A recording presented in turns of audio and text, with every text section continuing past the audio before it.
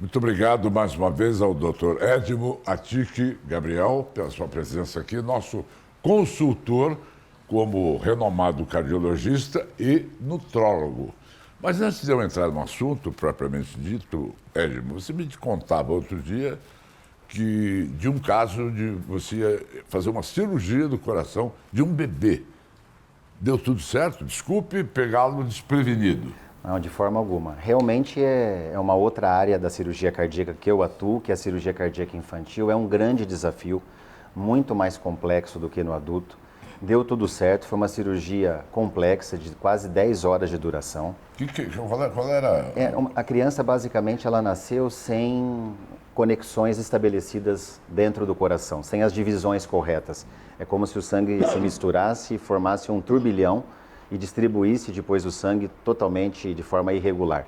Então você tem que reconstruir internamente, direcionar o sangue e deu tudo certo. A evolução ela é delicada, a criança está se recuperando bem, mas a gente trata não só do coração nessas horas. Você tem que confortar os pais durante esse período, você tem que estar muito presente para acompanhar o fluxo dos rins, se está melhorando, pulmão. É um todo, Amaury. Uma criança como essa não é um adulto pequeno como no passado se achava. Entendi. A criança tem todas as suas particularidades e o desafio e o desgaste são muito maiores. Doutor Edmo, o assunto hoje que eu escolhi são as doenças autoimunes. Primeiro, eu queria que você explicasse ao telespectador do que significa uma doença autoimune e qual é a relação dessas doenças com o coração. Na verdade, o conceito de autoimunidade, no primeiro momento, vai parecer muito estranho, mas basicamente o nosso corpo produz defesas que atacam a si mesmo, a ele mesmo. Então parece estranho, o corpo produz um anticorpo que na verdade ataca o próprio corpo. Isso é o princípio de muitas doenças que nós vamos estar discutindo aqui. O coração pode ser alvo disso também, Amaury. Existem várias doenças cujo processo da doença o corpo produz por algum motivo proteínas ou anticorpos e essas proteínas ou anticorpos, ao invés de fazer o seu papel correto, elas se voltam contra o corpo e destroem o próprio corpo. Podem atacar o coração, causando várias manifestações, rins, fígado, cérebro e assim por diante. E qualquer parte do corpo está sujeita a ter uma doença autoimune? Exatamente. Você pode ter uma doença autoimune que o reflexo é no rim, às vezes é na pele. Vou citar um exemplo muito típico de doença de pele que incomoda muitas pessoas, a psoríase. Aquela descamação que incomoda a pessoa, mexe com a autoestima, pode ser resultado desse processo onde o corpo produz certas substâncias que vão atacá-lo na sequência. Agora, existem fatores que podem levar a pessoa a uma doença autoimune? Sim, a gente pode classificar como fatores hereditários e alguns fatores que a ciência foi mostrando ao longo do tempo que estão relacionados com os nossos hábitos. O que predomina na doença autoimune, sem dúvida nenhuma, e por isso que é difícil o controle dela e o próprio diagnóstico, é o fator genético. Você precisa ter a curiosidade de saber qual foi a história de vida dos seus avós, dos seus bisavós, de ambos os lados, pai e mãe, para saber se eles tinham propensão para alguma coisa. Para ser mais claro para quem está nos assistindo, o câncer. O câncer é um exemplo de doença autoimune. Como é que funciona basicamente o câncer? As células têm um comportamento normal até certa fase da vida e, num certo momento, esse comportamento ele muda em termos de multiplicação, em termos de ação da célula no nosso corpo, só que é uma ação atacando o próprio organismo. Vamos pensar, por exemplo, um câncer de fígado. Você pode ter a ocorrência de uma alteração das células do corpo, produzindo proteínas que atacam o próprio corpo, ou o próprio fígado. Isso é muito estranho no primeiro momento. A pessoa diz, puxa, mas o meu corpo está me atacando? Sim. Por que isso acontece? Por uma programação genética, que também é algo muito complexo, Amaury. Você não sabe o quanto que isso qual a magnitude disso, quanto que eu tenho de herança genética para isso, quanto que você tem. Hoje existem testes genéticos que são revolucionários, mas ao mesmo tempo muito caros, através dos quais você pode tentar encontrar essa tendência ou essa propensão para desenvolver um câncer nesse sistema de autoimunidade. Diabetes também tem relação com esse ataque do corpo contra si mesmo. Quantas pessoas que são diabéticas e não percebem ou não conseguem avaliar essa história familiar e que tem relação com esse autoataque, essa autodestruição? E nós temos a esclerose múltipla, que ataca o sistema neurológico, a artrite reumatoide, várias doenças do dia a dia que são ataques do próprio corpo contra ele mesmo. Você falou de reumatismo, Artrite reumatoide. artrite reumatoide. Eu tenho uma amiga minha que tem uma dor nas costas. Ela já passou por todos os equipamentos que vocês podem imaginar, já passou pelos maiores médicos que são tidos como especialistas. É uma doença, pode ser uma doença autoimune. Com um certeza. deles diagnosticou. Com certeza. Quando fala autoimune, significa não tem o que fazer.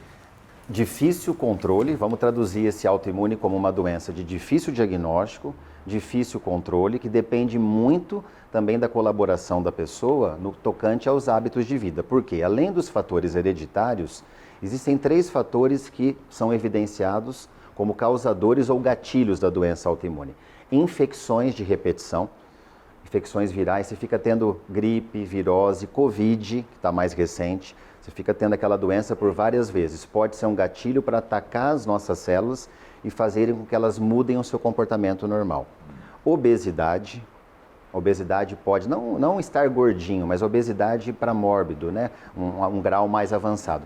Pode ser um gatilho importante para mudar o comportamento das células normais e fazerem com que elas se ataquem, produzam substâncias para se autodestruir. E também o tabagismo aparentemente tem uma relação com doenças autoimunes.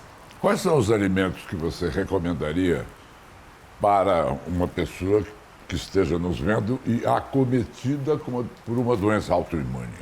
Existem alguns estudos mostrando que algumas vitaminas presentes em alguns alimentos, eu quero aqui citar e destacar alguns, podem beneficiar o nosso organismo no sentido de controlar o desenvolvimento de uma doença autoimune. Talvez não vai permitir que ela não vai conseguir evitar dela se instalar, mas vai permitir que ela não tenha uma progressão tão drástica. Curcumina, que é o açafrão, é um alimento interessante para a gente consumir, ou na forma de suplementação, ou o próprio açafrão. As verduras de cor escura, que são riquíssimas em vitamina K, em vitaminas e sais minerais em geral. As frutas vermelhas, que possuem anti-inflamatórios naturais, então morango, melancia, cereja, ameixa. Algumas frutas mais comuns na Europa, como mirtilo, framboesa, muito úteis também. O mel, que é um anti-inflamatório natural, então consumir mais o mel para quem tem essa possibilidade. Ômega 3 presente principalmente nos peixes de água fria. Vitamina D, que está presente em alguns alimentos, ou na própria questão de suplementar semanalmente. Tomar sol, a exposição solar, que vai ativar a vitamina D. Se você priorizar isso na sua vida, você consegue, através da natureza, dos alimentos, dos ensinamentos que a natureza nos traz, aproveitar melhor e tentar inibir ou retardar aquilo que a sua genética inexoravelmente vai fazer você apresentar em algum momento. Eu tenho perguntas de telespectadores aqui, que é o nosso serviço de conversa, não é? Antecipa os temas. A Amanda Fernandes, ela quer saber como uma doença autoimune pode prejudicar na gravidez. Essa é uma situação delicada. A gravidez é um momento da vida da mulher no qual você não espera ter nenhum percalço. Você não espera ter aumento de pressão exagerado, você não espera ter mudanças hormonais exageradas. A doença autoimune, ela pode mudar exatamente isso, aí, o equilíbrio da pressão, do batimento cardíaco da gestante, mudanças hormonais muito exageradas e aí, consequentemente, pode prejudicar o desenvolvimento do feto, eventualmente fazendo com que o parto tenha que ser antecipado e aí você tem risco de prematuridade no bebê, porque você antecipa por uma força maior, o bebê nasce prematuro. Prematuridade desencadeia risco para doenças em geral, inclusive malformações cardiovasculares. Então veja que fica uma situação de risco para a mãe e para o filho. Então tomar muito cuidado, fazer acompanhamento, por isso é importante saber do seu histórico familiar. Outra pergunta da Natália Teixeira, de São Paulo. Tem uma doença autoimune chamada tiroidite de Hashimoto, é isso? Sim. Além dela, posso desenvolver outra doença autoimune? Ela está preocupada que como essa já não deu conta, ela fala, vai mais uma aí eu não vou aguentar. Nessa pergunta é importante colocar o seguinte: doenças inflamatórias da tireoide são mais frequentes nas mulheres, inclusive mulheres jovens abaixo de 60 anos. Então isso é uma preocupação que, por exemplo, eu tenho em todas as mulheres, de não só examinar a tireoide para ver se tem nódulo, como fazer os exames de sangue para ver se existem sinais inflamatórios. Em geral, uma mulher convive bem com a tiroidite. Ela é chamada de Hashimoto porque foi descrita por esse autor. Mas é uma inflamação por longo tempo da tireoide, muitas vezes levando ao hipotireoidismo, a uma função reduzida da glândula. Aí a mulher fica prostrada, a voz fica rouca, o cabelo cai, a pele fica ressecada, o intestino prende. Então, a inflamação de Hashimoto, a tiroidite, é uma inflamação a princípio controlável. Agora, ela pode estar associada a outras doenças autoimunes? Pode. Você pode ter tiroidite de Hashimoto nessa mulher com artrite reumatoide. Você pode ter tiroidite de Hashimoto com uma outra doença também perigosa, comum em mulheres, chamado lúpus eritematoso sistêmico, que é uma doença autoimune que causa várias manifestações no corpo dela, manchas no rosto e produz líquido no corpo todo. Você tem acúmulo de líquido no pulmão, acúmulo de líquido no coração, insuficiência dos rins. Então, lúpus é algo que acomete mulheres jovens, tal como tiroidite de Hashimoto. Então, pode ter... Astrid Fontinelli, nossa querida amiga e colega, ela tem e já abriu publicamente falando das preocupações dela com lúpus.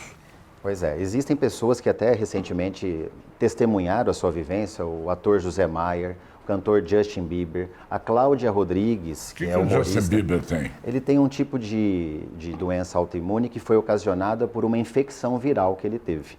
Como eu comentei anteriormente, a pessoa que às vezes tem a imunidade debilitada, exposição a frio, calor, alimentação irregular, acaba tendo mais infecções ao longo da vida. Isso pode ser um gatilho para vários tipos de doença autoimune. E o Zé Maia, o ator? Também ele declarou que ele tem uma doença muito rara que estava alterando aí consciência, sistema nervoso, movimentos.